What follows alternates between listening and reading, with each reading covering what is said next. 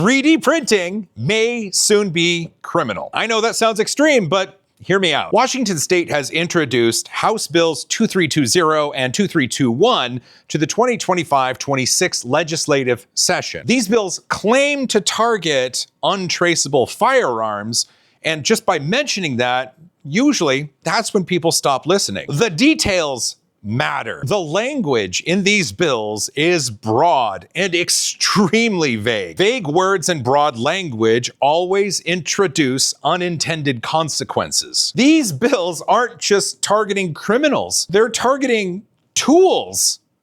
3D printers, and the software we use to slice files for these 3D printers, and the files themselves that we tend to share online. Some of the language in the bills says that they would require 3D printers and their software to restrict the users from printing certain designs. You and I both know that's just not how 3D printers work. A printer doesn't know intent, and code doesn't know context. Manufacturers could be liable. Sellers could be liable. Even users could be liable. Even hobbyists.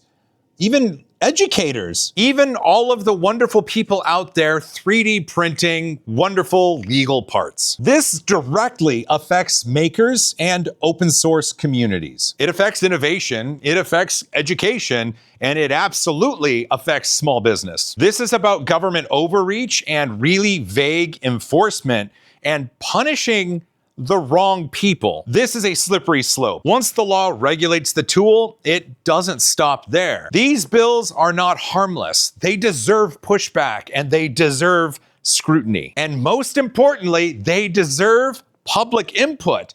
Input from me and others making videos, and you yourself, even if you're not making videos, you deserve input on this. This affects you. So pay attention to House Bill 2320 and 2321. They affect way more than you think. If they do indeed pass, then it's too late. If it passes in Washington State, then there's a chance that it could pass in other states.